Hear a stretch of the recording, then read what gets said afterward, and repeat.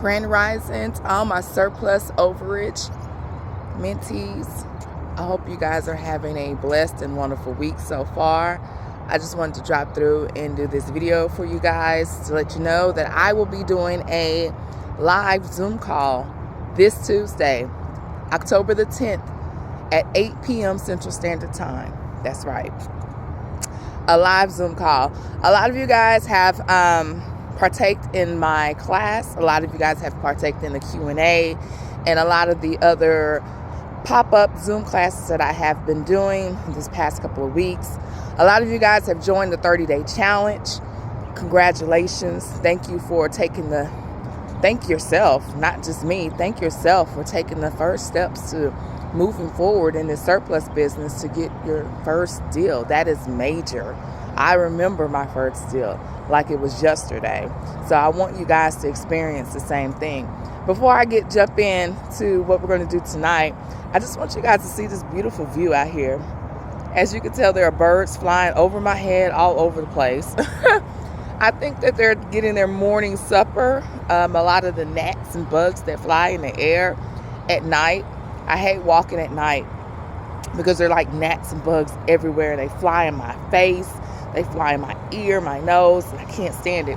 So it seems like the birds are out early this morning actually catching all of these little bugs that I hate at night. So I'm outdoors. I'm getting my walk in. I'm taking in the day. I'm meditating. I'm grounding. I'm trying to stay focused because we are trying to get some places in these 30 days, you guys. This 30-day challenge is not just to,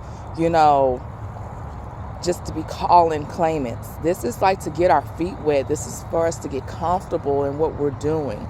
Once you get so comfortable in speaking to claimants and calling claimants in regards to surplus funds, it becomes very easy. It becomes very natural, if I could say that. It makes it feel very natural, and to where you don't have to have a script in front of you. You don't even have to think about what you have to say. It just flows off the tip of your tongue because you've been saying it so much. You've been calling people.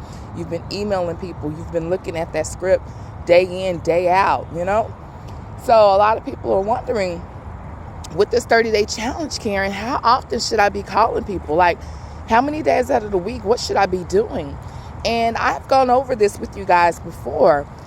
I'm not sure what everyone's schedule is looking like. A lot of people are probably still working their full-time job. A lot of people may not even be working. There's a big old crane flying off. A lot of people may not be working, and this is something that they're doing full-time. I don't know. Whatever your schedule is, whatever your time allows you to do. I can only give you an example of what I do during my week. Mondays, let's just cut it all down. Mondays, I get up, I work out. Usually I'm getting the kids off to school, but since we are on fall break right now, I get up, I work out, I come home, I get my spiral out, I pull my computer out, and I work for about 2.5 hours calling people. Okay? Out of that 2.5 hours, I have landed someone. I guarantee that. I have landed someone in that 2.5 hours. And so I put them on my lead list, which I'm going to follow up. They may have responded back to me through text message, or they may have responded back with a voicemail or called me back, or I landed the number. Like, I know that that's the claimant's number. I heard their voicemail. They said that they are who they are on their voicemail. So now I have a good lead. I have a number now. So what I'm going to do is I'm going to continue to follow up with that number and with that claimant in the next couple of days. I'm going to go ahead and write that down, that's a possibility, until they tell me to stop calling them, or I already have someone working on this, or whatever. I'm going to continue to follow up. So you plan strategically on how you're going to work this business. Don't think too hard and don't be too,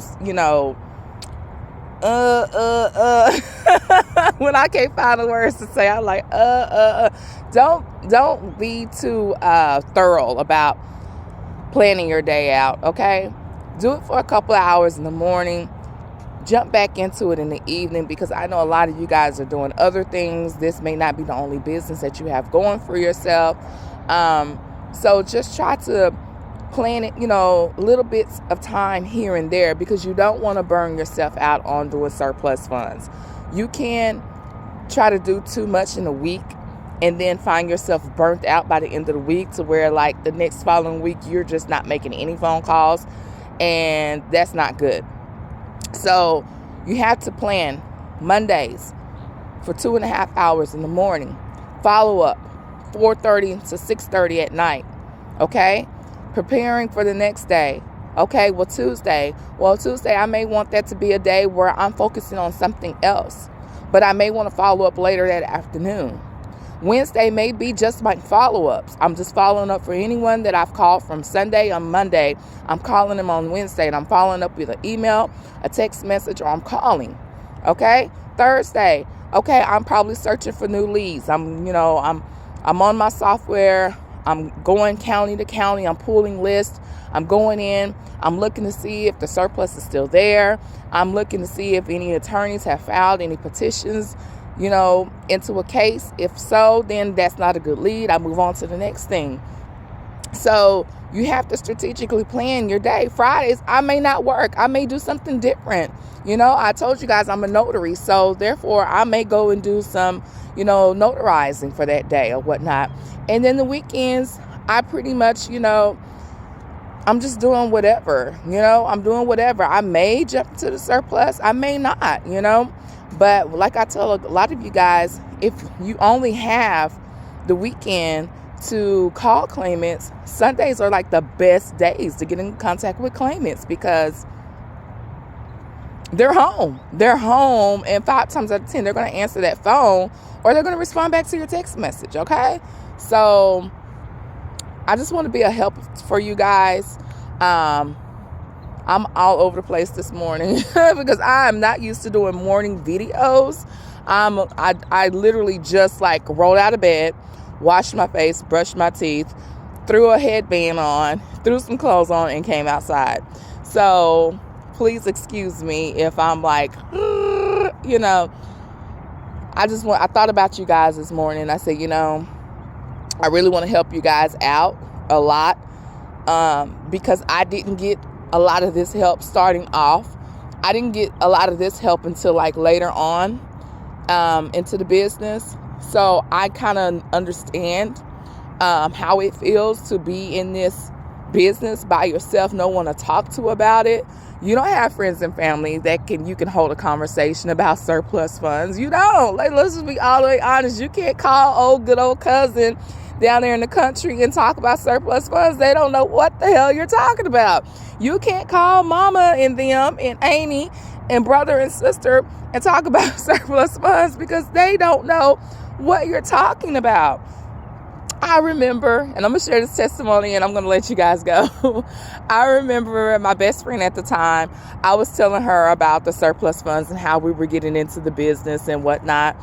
And I was telling her basically, what it is, when you call the claimant, you let them know that, they have funds at the county or with the mortgage company, and we charge a, small percentage on the back end and to assist with, recovering the funds.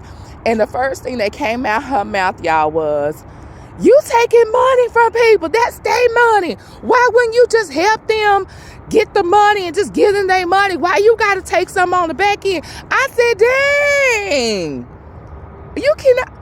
That was the lowest vibration of a conversation I could ever have.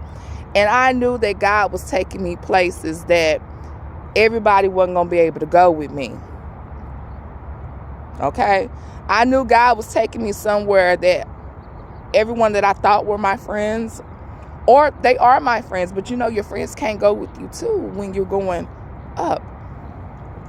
So when she did that, I was like, girl, okay. I didn't say anything. I was just like, okay, yeah, you may not understand, because this is a business and I'm calling people, helping them. No, you're taking their money. I said, you know what? You have a blessed day. I'm going to holler at you later. I love you. I'll talk to you later. literally like a week later, she called me back and she apologized. Yeah, you have to. I think that was the right thing for you to do, to apologize, because you didn't quite understand. And when you don't quite understand, you can't pop off like that to people. So that's what I mean by your friends and your family are not going to understand what you're doing. So save that breath and try to explain it, especially when they're on a low vibration and you're rising to the highest vibration that you've probably ever experienced in life. You kind of have to let those people kind of fall off. Okay? I'm not telling you to go call your best friend, tell your best friend it's over, I don't want to be your friend anymore. I'm not telling you to call your family and say, you know what, I'm the chosen one. Y'all, I'm out of here. I don't want to, I'm not telling you to do that. But I'm telling you, this is what I've gone through. This is what I've experienced. And don't be surprised when you start to experience something similar to that. Anyway, this Tuesday, today is Tuesday, October the 10th, 8 p.m. Central Standard Time. We are going to go over leads. We're going to go over how you can go to your local counties and any county in the whole 50 states and find leads and how to look up these leads. And not only look up the leads, look into the court documents to see what's going on. You can see when an attorney has filed something. You can see when you know the claimant knows about their surplus. You can look at these documents and tell. And I'm going to show you how to research and look up these documents to know if it is a good lead or not. Okay? A lot of you guys have been getting leads from me during this 30-day challenge. But I want you guys to get accustomed to looking up leads. When I'm not able to give you lead sheets and leads to call, I want you to be able to go to your computer and pull up Kent County in Delaware and find leads. Okay? I want you to be able to do that. I started there before there was any XPLS, before there was any of all these different sites that had leads. That's what I would do. I would go to each county, pull up the list, and then I would have to go research and find what I'm looking for to see if it's a good lead or not. So I want to show you guys that because I think it's very important. And yes, I have gotten a lot of leads off of there doing it that way. So that's what I'll be doing tonight. I'll drop the link below in this video. Make sure you jump on tonight, Tuesday, October the 10th at 8 p.m. 8 p.m. 8 p.m. because I've been told I done gave wrong times before. So I'm going to say it again. 8 p.m. October the 10th. Tuesday. 8 p.m. via Zoom. So can't nobody come back and say, you said 9 p.m. You said 5 p.m. 8 p.m. I will see you guys on Zoom. All right? Peace and love. Leave a comment below this video, y'all. Come on. I got up this morning and got myself together to push some positive energy to you. Because you can do it. You will do it. Okay? You will do it. It may seem like, oh, I'm not going to get my first deal no time soon. You're going to get it before this year is over. Okay? You will have your first deal before December 31st. Mark your calendar. I promise that. And then next to your calendar say, Karen Michelle with Loyalty Royalty said that. All right? Peace and love. Bye.